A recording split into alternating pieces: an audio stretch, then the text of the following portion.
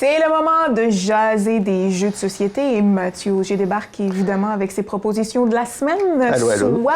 Oui, bonjour Mathieu! Tu vas bien, mon cher Mathieu? Oui, je vais bien. Écoute, moi, j'étais partie. Ah ouais, go, go, go, on sort les jeux, on joue, on s'amuse.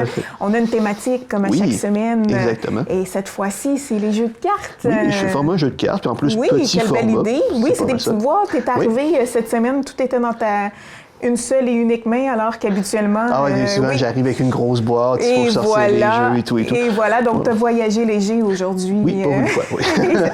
Donc, Mathieu, je te laisse entamer avec le jeu de ton choix, ta proposition. Bien, écoute, on va commencer par le premier qui va être Oli Guacamole. Oui, dans le fond, assez coloré comme jeu. C'est un jeu vraiment d'ambiance party. OK. Oui, dans le fond, on n'est pas dans un jeu... Ça ressemble-tu au petit cochon de la semaine passée? Non, c'est pas comme les petits cochons de la semaine passée.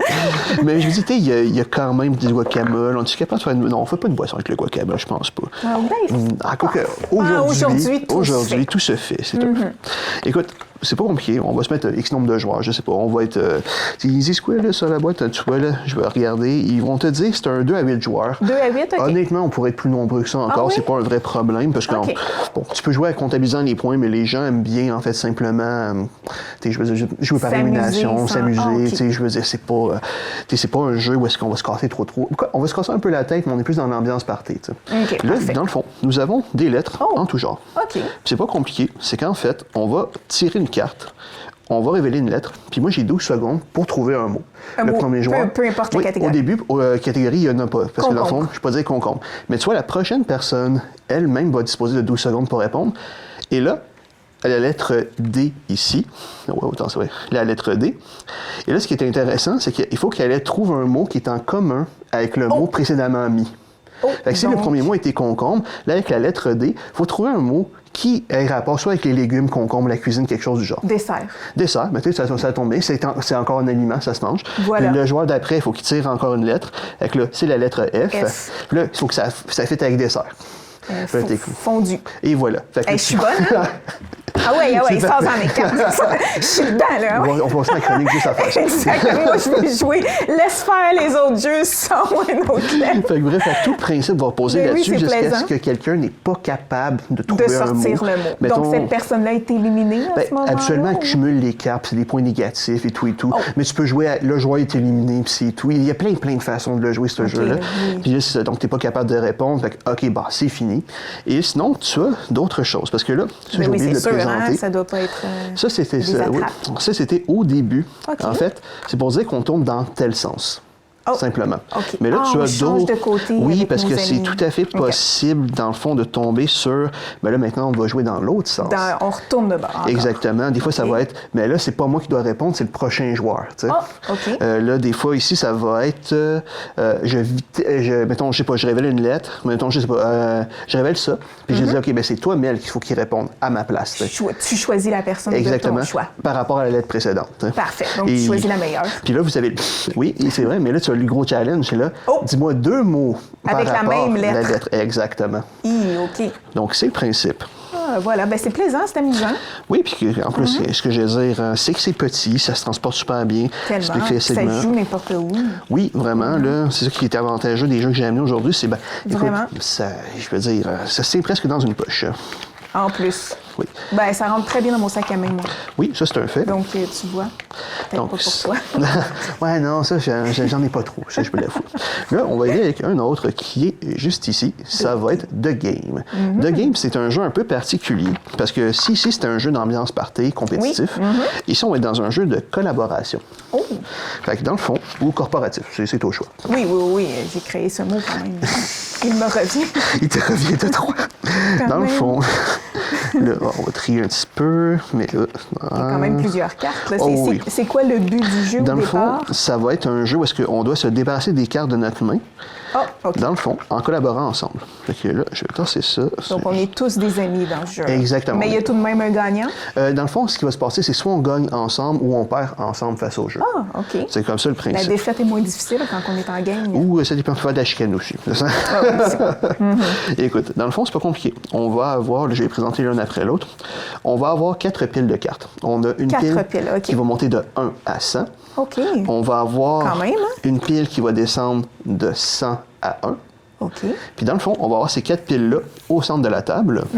Et dans le fond, les cartes que nous avons, ils sont chiffrés justement de 2 à 99. De 2 à 99. Fait que ce qu'on va faire, c'est qu'on va au début les mélanger. On va donner, je me suis mis cette carte à tout le monde. Et ce qui va se passer, mettons, je vais prendre quelques cartes. C'est que je vais devoir, au moins dans mon tour, jouer 2 cartes sur ces fameuses piles-là.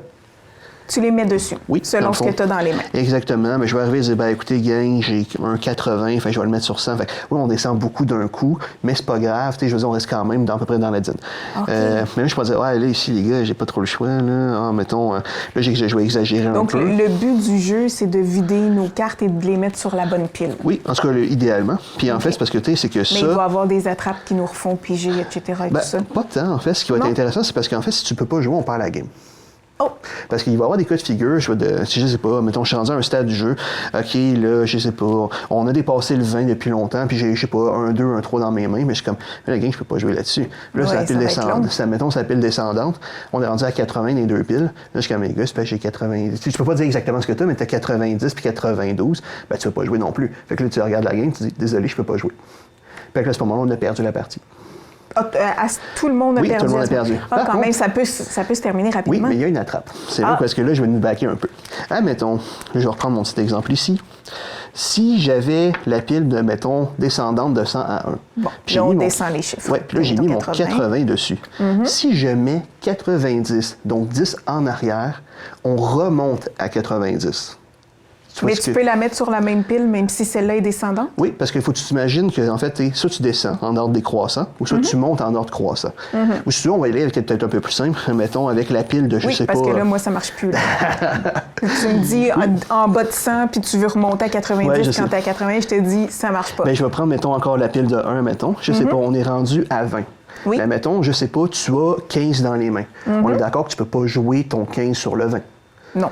Puis c'est pas logique. Par contre, si tu as un multiple de 10, admettons, j'ai 10 dans les mains, c'est permis dans le jeu de pouvoir le mettre par-dessus et de revenir en arrière. Ah, donc, là c'est une règle qu'on connaissait pas. Oui, là. C'est pour ça que je l'explique maintenant. Fait que là, c'est pour ça que tu as le droit de faire ça. OK. Puis là, dans le fond... Est-ce qu'il y a d'autres règles comme ça ou c'est juste la règle des 10? C'est la seule règle. Okay. Mais tu vois, mettons, si tu avais, je sais pas, 21, tu as 11, ça marche aussi, là, tu sais.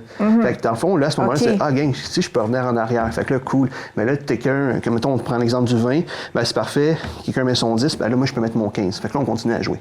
Jusqu'à, encore une fois, est-ce qu'on peut continuer ou non? Puis là, en fait, moins tu as de cartes à la fin du jeu, mieux c'est considéré bon, même si vous avez perdu. Okay. Parce que, donc, si vous avez, je sais pas, 5 cartes et moins dans tout l'ensemble du jeu qui vous reste à poser, vous êtes considéré très bon, même si vous avez techniquement perdu. Okay. Parce que ça se peut que des fois, on est rendu à la fin, c'est comme, ben écoute, tu peux plus rien poser, toi non plus, c'est fini. OK. OK, quand même. C'est le principe de The Game. Oui, voilà. Ben, c'est bien. Oui. Parce que c'est bien qu'il ait mis le 10 aussi, les bons 10, parce qu'on s'entend que ça peut finir assez rapidement. Ah oui, non, on meurt assez rapidement avec nos cartes aussi. C'est comme ça qu'en fait, tu peux maintenir le jeu assez longtemps. Oui, parce ben que t'es comme, ouais, les gars, excusez, je prends mon exemple, quand j'étais dans les 90, ben, ça tombe sur main, le gars, il arrive, pouf, il te met genre 80, et il retourne à 90. Ah, cool, je peux essayer de mettre des cartes, là, tu sais. Oui, voilà. T'as raison, ça allonge le jeu. Oui, c'est le principe. Donc, c'est comme ça pour ça qu'on collabore ensemble, parce que si, mettons, toi, tu serais techniquement coincé, tu pourrais dire, ben, sans dire exactement ce que j'ai dans les mains, je pourrais dire, écoute, mais le prochain tour, moi, je peux jouer là. Puis c'est ça une bonne idée que je joue là. Okay. Ah, OK, ouais, OK. Fait qu'il peut sans doute retourner en arrière, parfait, tu sais. Ah, voilà. Okay. C'est le principe. On propose ça pour quel âge, Mathieu? Ben, officiellement... C'est petit que ça, quand même. Ben, écoute, ça va être... Il faut savoir compter, mais ils mettent 8 ans et plus.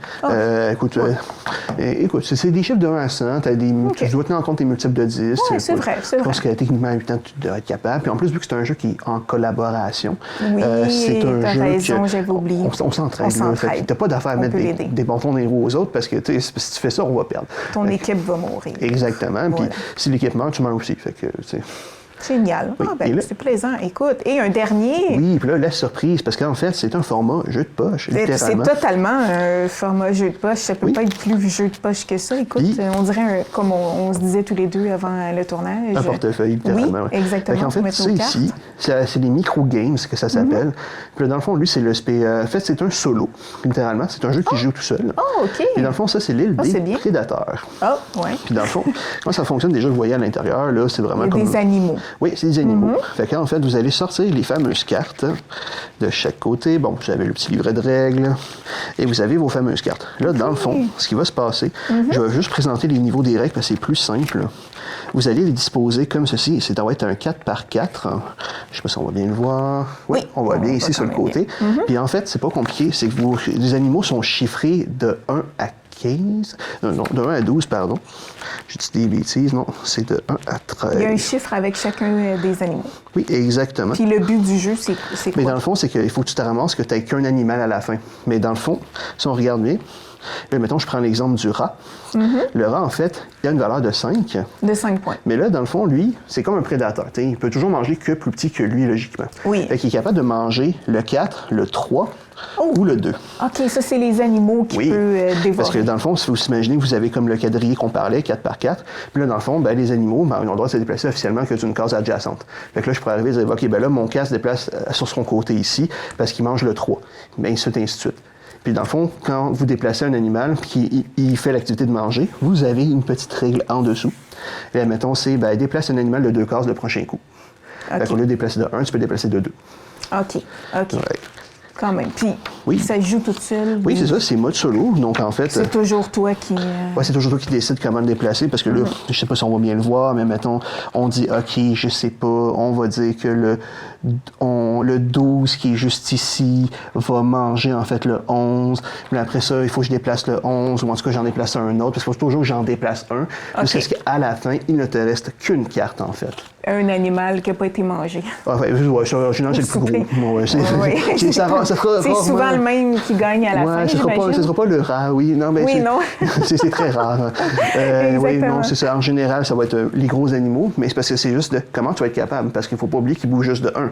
Oui, plus, dans ton quadrillé, je sais pas, OK, d'accord, le 12, il est là, le 15, il est là. OK, ouais, mais c'est parce qu'il ne peut pas aller le manger comme ça. Là. Il doit se déplacer. Donc, des fois, il faut trouver une tactique de comment je déplace mon 15 pour manger un. Là, je vais déplacer mon 12 pour qu'il mange un autre. Pour que, boum, là, j'ai fini le jeu. T'sais. Voilà. Ça va être le principe. Quand même. Il y a de la stratégie là-dedans. Ah oui, ça. Puis ça, c'est pour quel âge? Bien, ça, officiellement, encore une fois, c'est un 8 ans. OK, aussi, parfait. Mais ce qui est intéressant, c'est que cette gamme-là, une prochaine fois, j'amènerai justement. C'est les micro-games. Okay. Puis c'est tout le principe propose que ça va tenir dans un format comme celui-ci. Portefeuille, c'est oui, littéralement. Tu peux, ça traîne dans une poche. Peut-être pas une sacoche. Oui, une sacoche aussi, mais moi, je connais pas ça. T'sais. Oui, non, moi, je peux dire que je peux mettre ça dans mes poches. Mais monsieur peut le mettre dans sa poche de jeans.